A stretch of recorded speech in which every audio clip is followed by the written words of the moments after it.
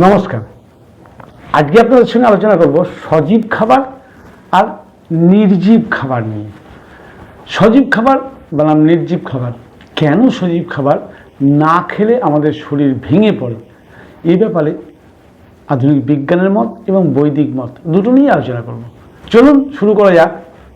একজন মানুষ কেন দিনের পর দিন দুর্বল হয়ে যাচ্ছে, কেন আমরা কম বয়সে ক্লান্ত হয়ে পড়ছি, gas, acidity, sleep disorder, anxiety, depression, বড় বড় ক্রনিক রোগে কেন ভুগছি? কারণ খুব সহজ, জঠর অগ্নি নষ্ট হয়ে যাচ্ছে। সমস্ত রোগের মূল কারণ হচ্ছে পেট, আর পেটের মেন কারখানা হচ্ছে আমাদের জঠর অগ্নিতে খাবার সঠিক ডাইজেস্ট হওয়া। সেই ডাইজেশনটাই যদি ঠিকমতো না হয়, আমি তো খাচ্ছি, শরীর পুষ্টি পাচ্ছে না। অপুষ্টির জন্যে শরীরের বড় বড় জটিল সমস্যা হচ্ছে। আর জঠরাগ্নিকে নষ্ট করার মূল কারিগরই হচ্ছে নির্জীব খাবার।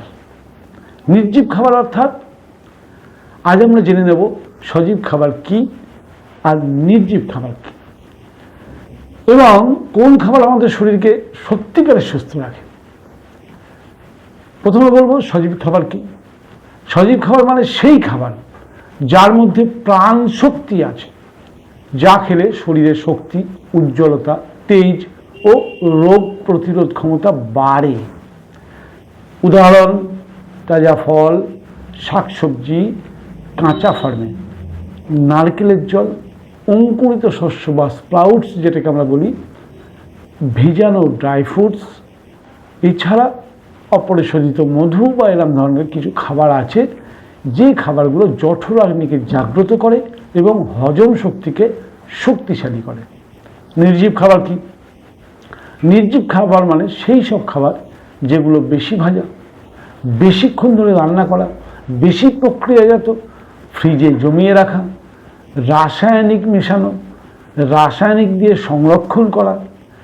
এইগুলোর মধ্যে এনজাইম বলে কিছু থাকে না, যা প্রাণ শক্তিতে নিভে যায়। আরও কিছু খাবার আছে, যেমন রুটি, পরোটা, পুরি, ময়দাজাত খাবার, বিস্কুট, কেক, স্ন্যাক্স, ফ্রিজের খাবার, cold drinks, noodle, packet chips. এই খাবার খেলে হজম শক্তি কিন্তু দুর্বল হয়, গ্যাস, অ্যাসিডিটি বাড়ে। বৈদিক মত বলছে যে খাদ্যে প্রাণ নেই সেই খাদ্যে দেহে রোগ আনে। আর আয়ুর্বেদ বলে জঠরাগ্নি জীবন। তাহলে জঠরাগ্নি দুর্বল করে এমন যদি খাবার খাই, তবেই না আমাদের রোগ শুরু হয়। আচ্ছা, আধুনিক বিজ্ঞান কি বলছে সেটাও তো জেনে নিই। আধুনিক নিউট্রিশন সায়েন্স বলছে জীবন্ত খাবারে থাকে প্রচুর পরিমাণে লাইভ এনজাইম, যা খাবার হজম করতে সাহায্য করে। রান্না ও প্রক্রিয়াজাত খাবারে সেই এনজাইম নষ্ট হয়ে যায়, ফলে শরীরকে নিজের শক্তি খরচ করে হজম করতে হয়, ফলে ক্লান্তি আসে। প্রকৃতি কি বলছে? পৃথিবীর সব প্রাণী কিন্তু, হাতি, ঘোড়া, বানর, হরিণ, এমনকি বাঘ পর্যন্ত প্রকৃতির খাবার খায়। আমরা শুধু মানুষই কিন্তু খাবারের স্বাদের কথা চিন্তা করে এবং প্যাকেটজাত আরামদায়ক খাবারের পিছনে ছুটছি আর প্রতিনিয়ত স্বাস্থ্যের ক্ষতি করছি। যদি তুমি সত্যিকারেই সুস্থ হতে চাও, খাবারের প্লেটে অন্তত 70% সজীব খাবার রাখা উচিত, 30% বাড়ির রান্না খাবার রাখা উচিত। জল বেশি করে খাওয়া উচিত, খাবার চিবিয়ে খাওয়া উচিত, ফ্রিজের খাবার কম খাওয়া উচিত। জীবন বদলে যাবে। একবার প্রয়োগ করে দেখুন তো। কেন আপনি ভয় পাচ্ছেন যে রোগ আপনাকে আমন্ত্রণ জানাচ্ছে? শুধু যে খাবারের কাছে জীবন নেই সেই খাবার কেন আপনি খুঁজছেন?